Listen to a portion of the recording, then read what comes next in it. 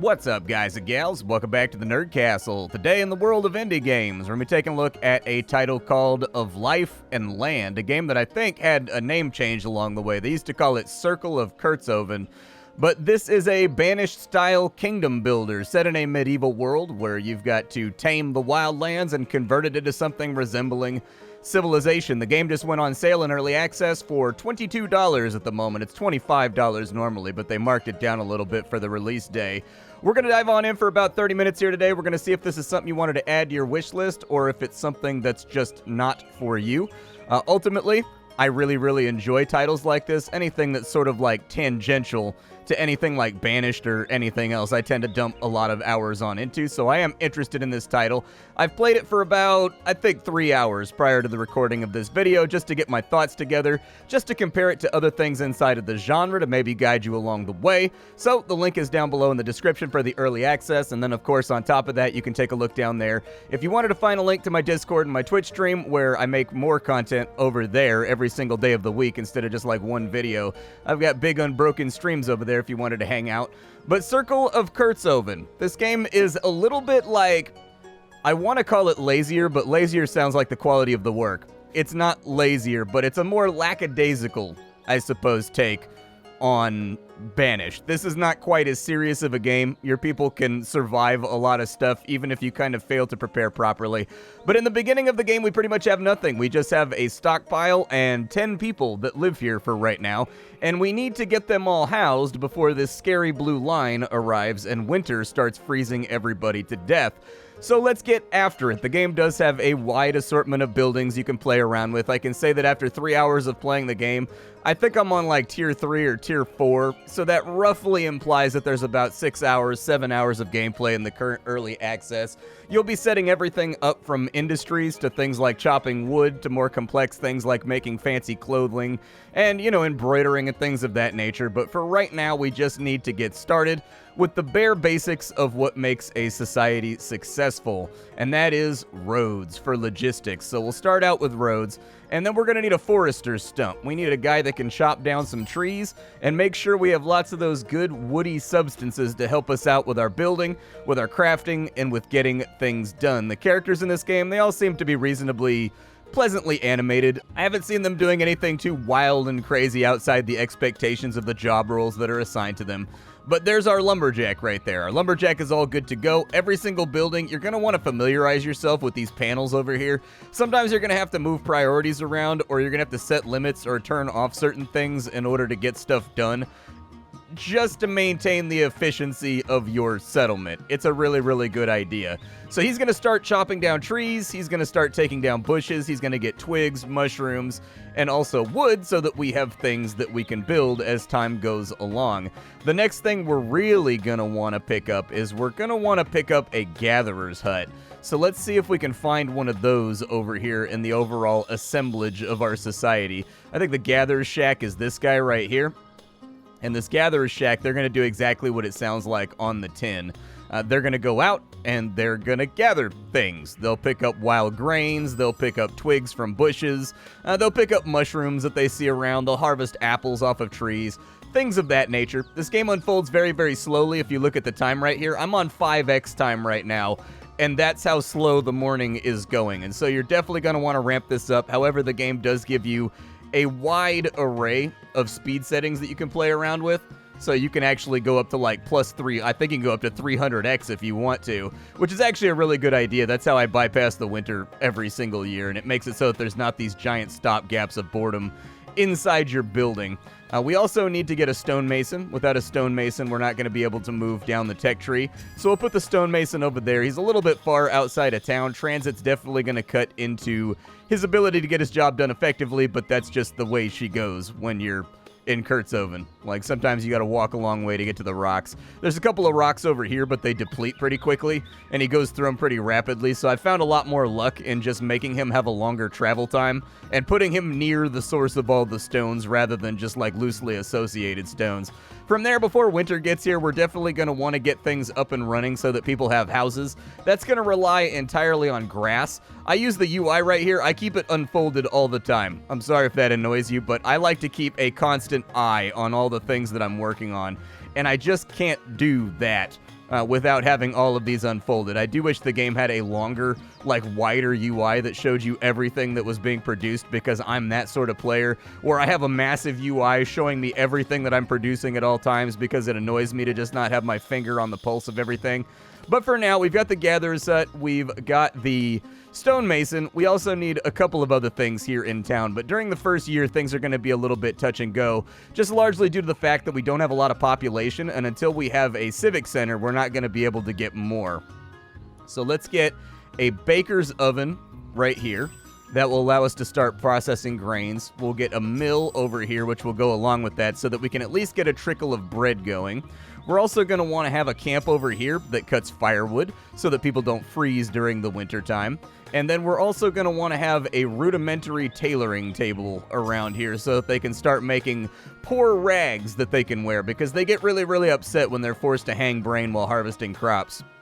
And then the final operation that we're going to want to bang out is we're going to want to start, like, cordoning off farmland, I guess. Like, areas that are going to be for the harvesting and for the taking care of, so that our gatherers have things to go after they strip the land clean. Because between them and the animals that roam around, they will 100% strip the land clean pretty quickly. And so we want something kind of renewable out here.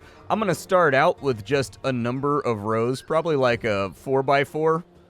We'll go with something like that right there. That feels okay to me. Actually, let's cancel these out real quick. I want to put fences around this so it looks fancier, so it actually looks lived in. So we'll go over to there. There we go. And then we wanted to have a wheat field over on this side, which I feel like is a really good idea. And then we'll just plant some wheat. And I guess the wheat can run up to the road. I don't mind if it runs up to the road. There we go. And this is probably going to be just about everything that we build in our first year of Life and Land. We need to get some housing going. I'm going to run that through there because we're going to put a farm over here at one point, because farms can harvest these beds a lot more effectively than the Gatherer's Hut can, at least from my observation. But for now, there's nothing to do but let her run. Alright, so after letting her run for a little bit, we've got all of our fundamentals taken care of out here. We're going to be getting, you can click on any of these things that you want and it'll tell you what it's producing. For right now, we've got pesky animals everywhere, and the characters don't have like a shoo action to like scare animals away from your crops, and they don't defend the crops. So for now, most of our fields are going to get stripped bare by wild sheep, wild rabbits, wild raccoons, wild deer, all that kind of stuff. It's a fundamental struggle for the early part of the game. Actually getting to bring in your crops and utilize them for anything. But we also want to start out building like a housing sector down here, like a little area where people live and like do their thing and have babies. And so we'll kind of just like make a little suburb over here, I think, and we'll get the roads laid on out. One thing that you're going to run into with this game is that storage is very, very tight on just about every object in the game. Inside the Employees tab, there are a bunch of upgrades you can get, which allow you to get a slowly ticking modifier to a resource, like 10 wood a year, or like 20 planks a year, or something like that, and it'll increase the storage space. People only gather until storage is full in this game. So this number right here of the days of stored food that we have, it's going to take some pretty scary and pretty precarious dips, because not only production can make you fill up your storages, but also, like, consumption is necessary, otherwise things stay inside of storage and they never move, and you'll notice that nobody's harvesting fields and, like, nobody's working on anything. It's because there's no dedicated storage building in this game. Like, there's no granary. There's no storehouse. There's no anything else like that, which is oddly strange. All of the production buildings, they manage their own storage. I would like to see... I went through the list, and I didn't see anything in here that looked like a storage building prior to recording. I would like to see there be like a centralized repository that maybe takes some of both the consumptive and also the productive lean off of these buildings. It would make life easier. But for now, we need to get 5 houses built. So let's go ahead and get everybody into a house, because if they don't have a house when the winter gets here, they will most assuredly die. I'm going to future-proof a little bit by building us some extra housing down here. There we go. So we've got ourselves a nice little street to play around with. And then we're also going to need a campfire, because if you don't have a campfire, this is an area, so your characters have little, like, Simlish needs. If you click on them, the game's got a little bit of an Anno influence, where you cannot advance to the next tier until people have access to everything in the previous tier. Right now, we don't have any housing, and so to move up to tier 2, which is going to be important because tier 2 gives us hunters, so that we can start killing off all the wildlife so that our crops continue to exist without being predated upon. We need to get hunters up and running about as soon as possible. Otherwise, our crop yields are going to continue to be terrible forever. And as you can see, they're processing the grains over here. And in processing the grains, you get grass as a side product. They are not going to store up grass the way you think they're going to. As a warning for anybody that goes in to play this game, they can only store like 30 grass at a time until much later in the game. So don't wait until you have the 100 grass to build these buildings. Put out the blueprint and they will consume the 30 grass from storage and then go get more to fill up that 30 in order to build that stuff. I had a rather frustrating experience because I'm a stockpiler. I like to have...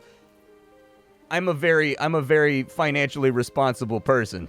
I know that sounds like an arrogant thing to say, but like I'm obsessed with inputs and outputs in all manners of life, including my own real life, which means that I like to store up the thing that I have before I spend it. I like to know that I have it in the bank. I had to fundamentally shift around my thinking processes for this game in order to get there. But now we have 14 extra houses ready to go as well, which means that once we get to the point where we can produce civilians by going through the civilian center, we get a civic center in just a minute. We just unlocked tier 2. We'll be able to do something about that. I think that I would like to lean into the civic center about as soon as possible. It's gonna be a big building project, but you gotta bite down on it. Otherwise, your throughput is gonna be really, really weird with your jobs and whatnot until you do it. The game does have an indicator arrow, something of which I am a massive fan. It does tell you which way the building faces, although it's pretty easy to tell from most of their models. I'm gonna put the well right there, right next to the community center. And then I think we have all of the stuff we need to survive the first year for now.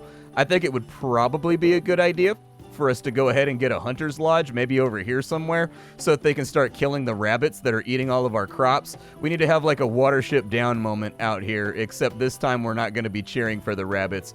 We're going to be like mocking their deaths and like cheering for the fact that they are being slain. Because we need to get rid of the rabbits, like, right this second. We'll also build a few more roads out here to make things look a little bit nicer. So the Hunter's Lodge is up and ready to rock, and we need to manage this thing a little bit. So we're going to go into activities over here, and I'm okay with them hunting rabbits. I'm okay with them hunting deer. I'm okay with them hunting raccoons and rats for right now. We don't want them to hunt the sheep. You might be saying to yourself, why not? The sheep are stripping your fields bare every single day. Shouldn't you do something about that? We're gonna do something about that, but we're gonna start up a barn over here that's gonna capture the sheep. And once we capture the sheep, we'll have access to goat milk, and we'll have access to fiber and thread, which can then be processed by this guy over here, which will save us a whole bunch of grass, because this guy is using up all of our grass right now in order to create like very, very basic textiles that people can wear and consume for various buildings. But now is not that time. We'll do it a little bit later. Going into our first winter, we are a little bit light on food, but starvation in this game isn't too bad. The game does have a seasonal system, as you can see, where everything gets covered with snow and a different graphic when you move through seasons. There is diplomacy in this game. We have finished off, actually, our community center, which means this little red tab up here is occasionally going to tell us that we have more settlers coming in. We're going to take those settlers, and we're going to start applying them. Basically, you can assign someone specifically to a job, or you can just checkmark this, and it will take the person that has the lowest workflow. You can take a look over here, and you can see how busy people are and how much free time and things they have. I find that population management in this game is definitely a particular weak point of the title. It's very, very difficult to manage your population, so I fell back on just checkmarking everything and having people just autofill the jobs that need to be filled. so that you don't end up with tremendous bottlenecks in the way that things perform. I was trying to assign people specifically to jobs for a while, but there's really no way to tell, like, who's unemployed, who isn't. Like, you can take a look at the list and see that their workflow is 0, but ultimately, you're going to want to fall back on, like, the auto assignments in this game. It'll make things a lot easier. Now, as we bring in civilians, they will start to breed. They will start to have kids as well. I noticed that they started to spit out kids reasonably frequently once I got up to like 30 population or so, or like 25 population, was when I started to notice people were pregnant pretty frequently. They don't seem to have kids altogether too often prior to that particular jump, but keep an eye on it. The next thing that we're going to need is we're going to need barns, and we're going to need ways to capture animals. And so I think I'll probably put the barn right over here next to the rest of our kind of industry that has to do with farming and agriculture. From there, we can take some time and we can actively start cordoning off these fields and making them look a little bit prettier. From what I've been able to tell so far, fencing things off is pretty easy. The snap-ins all seem to work reasonably well. They don't interfere with anything. We'll probably put those in right there too, just to make it look a little bit more lived in. And then we'll finish that off. We'll put a gate like right there and a gate like right there so that they can get into the farmland easily. Our barn is up and built, so we're going to need to take a look at this real fast. So we want them to go out and capture sheep because sheep are eating our crops dry right now. They are going to eat grass over here. It looks like he's already captured one sheep, so that's good. You'll see the little farmer. If you follow him around, I did it when I first got the barn. You can actually click on the employee, Wayne, and then you can click on this little button right here, and it'll follow him around, and you'll see him actually go out and probably, like, grab that sheep right there. Maybe. Is the sheep following him? I can't tell if the sheep is following him. Maybe it is, maybe it isn't. It is not following him. I guess he went out and he milked the sheep instead of capturing it.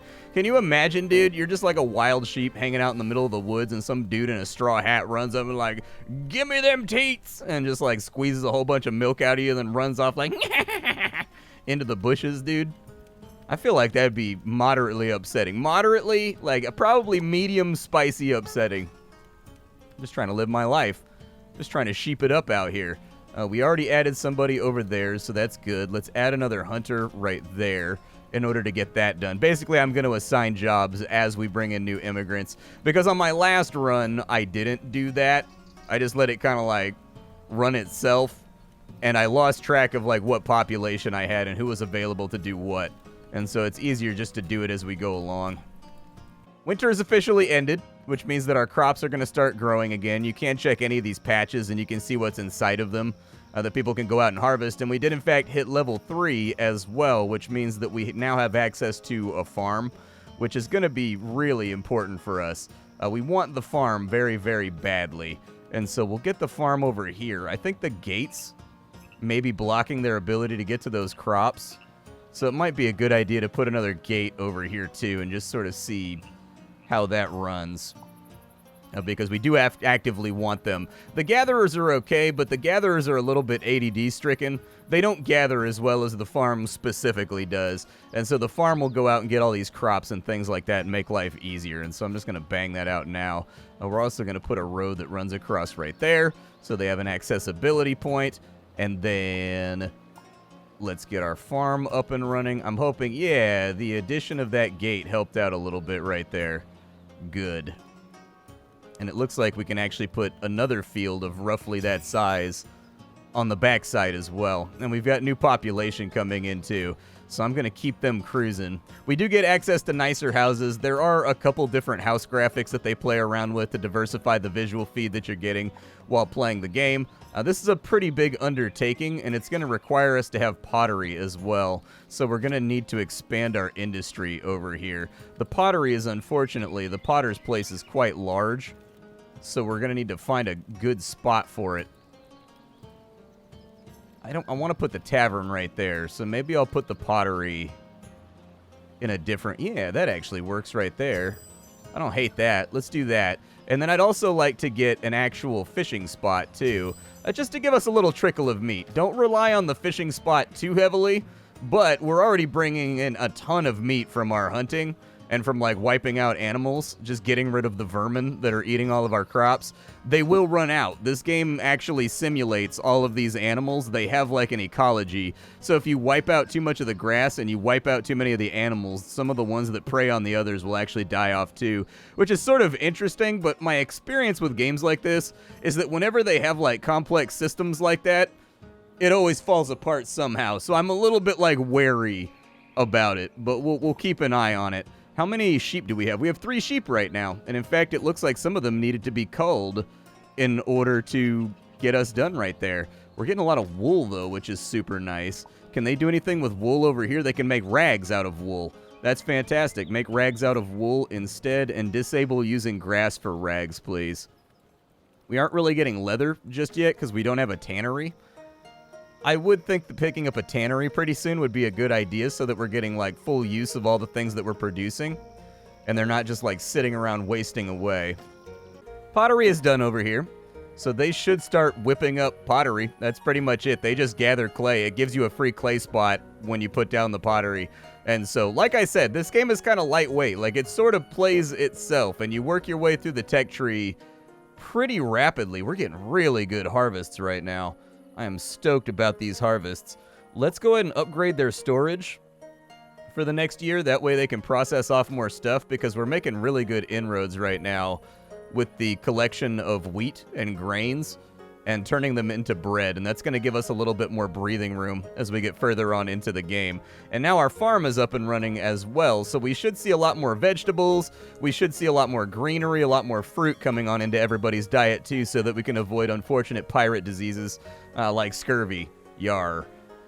But this is where we should see our stored food throughput go pretty good. You'll also notice that the tailoring bench over here has started producing basic clothing. The clothing in this game does have attack and defense on it. I haven't gotten to any combat yet in the couple hours that I played, but we can do diplomacy with like neighboring areas, and I'm assuming that that's a planned feature, that's going to kind of like fall apart at some point. There is a world map. We can spend resources and effort to unlock other areas on the map, and I assume this also expands and gets larger, or at least is planned on getting larger, because some of the things that you can purchase just in trade deals and whatnot from these neighboring societies, they say things like allows us to travel through their territory to reach distant places.